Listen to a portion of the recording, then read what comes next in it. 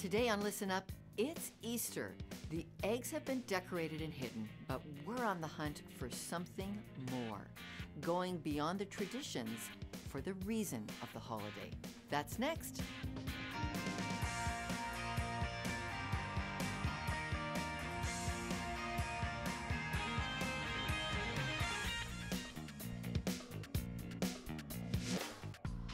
Hi, I'm Lorna Dueck, and welcome to Listen Up TV. We're going to take you on a discovery of Easter today like you've never discovered Easter before. And we're going to begin at one of Canada's most famous art galleries, the Art Gallery of Ontario. And here at the Art Gallery of Ontario, an exhibition is illuminating the work of one of the most recognized artists in the Western world. It's this unforgettable image of Jesus that has been replicated many times over on stained glass windows of countless churches. Easter Sunday, what does it mean? We went to the streets to ask, and here's what you had to say. On the first day, I know, third day or something, he rose from the dead, and that's why we have Easter. Yeah. Did you know that? Okay. No, I didn't know that. Did you know that either? No? No. Jesus Christ dying for our sins, resurrection on the Monday, everybody was happy, much rejoicing, the usual la-di-da, but for me it's just a day to eat chocolate, yeah. I can't give you the story at all. Sorry. I know there's a bunny, and I know it's something with history. I don't know why. She means lots of food and feeling a little overstuffed, maybe a little. Yeah. It's all about the candy, really. Is it? Yes, absolutely. It's spring and the time of new beginnings. Something about Jesus, but I'm not sure. Okay, so maybe we don't really know what Easter is all about. This is a great opportunity to learn. Throughout the program, we'll take you to several different points with a professor who understands the history of that event. We'll take you to actors who show you how it happens throughout the beauty of their art. But first, it's an art collection called Sin and Salvation to open our imagination about Jesus. An exhibition gathered by the Art Gallery of Ontario of the works of Holman Hunt and his pre-Raphaelite brothers. This painting visualizing Jesus at the door of your heart was at one time by far the most famous painting in the world.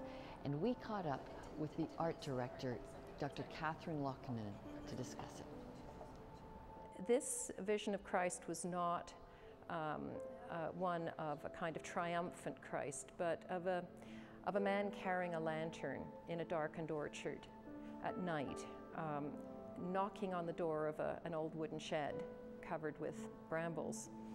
The knock at the door is intended to symbolize the call of Christ to the human soul. Whether you open the door is up to you. What form the light takes for you, in a sense, is up to you too. But it is a very personal call to spiritual awakening.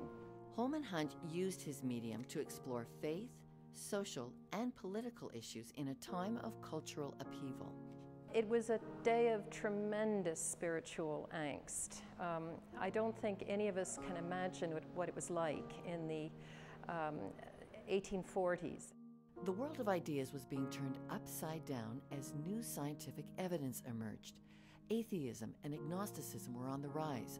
Once an agnostic himself, experts say artist Holman Hunt had a conversion experience while creating this painting. He became known for a new kind of art, one that celebrated Christ's humanity and his divinity.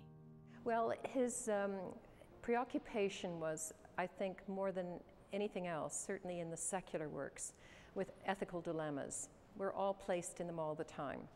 These are just as relevant today as they were in his day, but these pivotal moments where decisions have to be made, whether to sacrifice your chastity to save the life of your brother, or your lifestyle in order to save your soul or your integrity, these are the kinds of themes that lie behind Hunt's visions of love.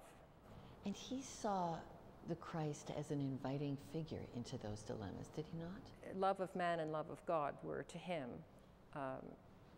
a continuum. And his Christ is a very personal Christ, and that is brought out in the light of the world. Which brings us back to Easter, the time when Christians remember that this light of the world was temporarily extinguished. There are themes of that in Holman Hunt's work too. I think perhaps the most relevant theme is to be found in The Shadow of Death, which is a strange painting. It shows Christ working in his father's carpentry shop, a young worker, stripped to the waist in local dress, who's having a stretch. And his mother Mary is kneeling beside him, and when she looks up, she suddenly sees these arms stretched out in a shadow form against the wall, a prefiguration of the crucifixion. As you have interacted with the public on this exhibit, you've said, to be human is to be spiritual. What do you mean? I feel that spiritual life is the most important part of our lives. It's central. If you don't have a vision of some kind, if you don't have any sense of why you're here, or why and how you want to use your energies in this world, then I think it must be very hard to make a meaning of life. I think a lot of us are thinking about meaning and what it means to be human, and to me it begins with spirituality. Art, it does help our imagination as we come to grips with understanding that Jesus was actually physically living among us. Believe it or not, well, that's at the core of the Easter story. And when we come back, we'll explore that, and we'll help you discover something you do every week that has to do with Easter, and you may not even realize it. We'll also discover the Prime Minister of Canada wants to bring Easter greetings on this special holiday. That's coming up.